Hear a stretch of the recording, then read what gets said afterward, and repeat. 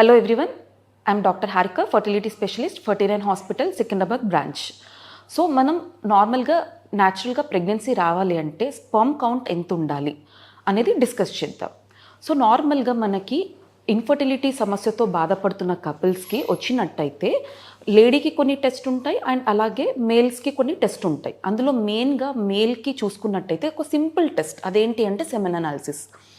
ఈ టెస్ట్ ద్వారా మనకి కౌంట్ ఎలా ఉంది, కదిలే కణాల సంఖ్య ఎలా ఉంది, చూడ్డానికి స్పర్మ్ మార్ఫాలజీ ఎంతవరకు ఉంది అనేది తెలుసుకోవచ్చు అన్నమాట.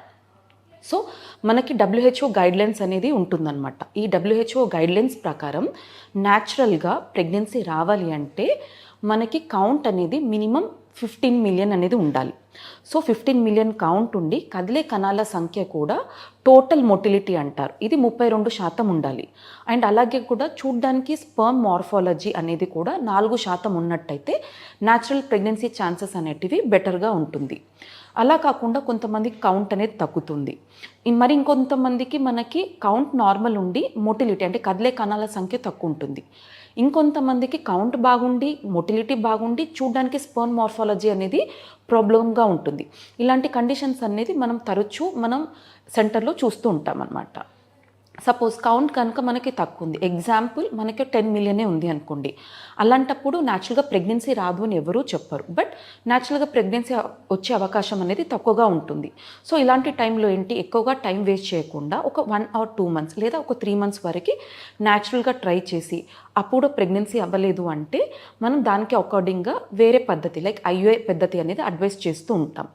అండ్ అలాగే ఇన్ కేస్ కౌంట్ కనుక మరీ తక్కువగా ఉంది, లైక్ లెస్ దాన్ 8 మిలియన్ ఉంది, ఒక్కొక్కసారి 4 మిలియన్ 3 మిలియన్ 5 మిలియనే ఉంటుంది, ఇలాంటప్పుడు మాత్రం మనం యూజువలీ IVF అనేది సజెస్ట్ చేస్తూ ఉంటాం. బట్ ఇది మెయిన్ థింగ్ ఏంటి అంటే ఒక్కసారి రిపోర్ట్ చూసిన తర్వాత కౌంట్ అనేది తక్కువగా ఉంది అని డిసైడ్ చేయడానికి రాదు.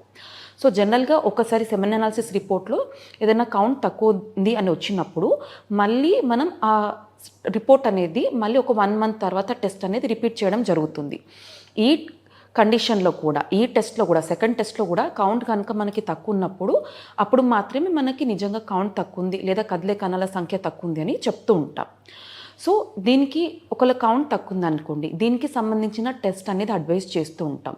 లైక్ ఎగ్జాంపుల్ హార్మోన్ టెస్ట్ అనేది అడ్వైస్ చేస్తాం, లేదా అల్ట్రాసౌండ్ స్కానింగ్ అంటే బీజంలో ఏదైనా ప్రాబ్లం ఉందా లేదా, అండ్ కల్చర్ సెన్సిటివిటీ అంటే మనకి సెమెన్లో ఏమైనా ఇన్ఫెక్షన్ ఉందా లేదా అనేది తెలుసుకోవాలి.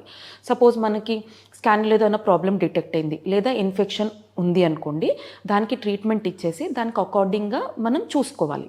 మళ్ళీ ఒక 1 month or 2 months తర్వాత మళ్ళీ సెమెన్ అనాలిసిస్ రిపీట్ చేసి ఆ కౌంట్ బట్టి మనం ట్రీట్మెంట్ అనేది ఇవ్వడం జరుగుతుంది. Thank you.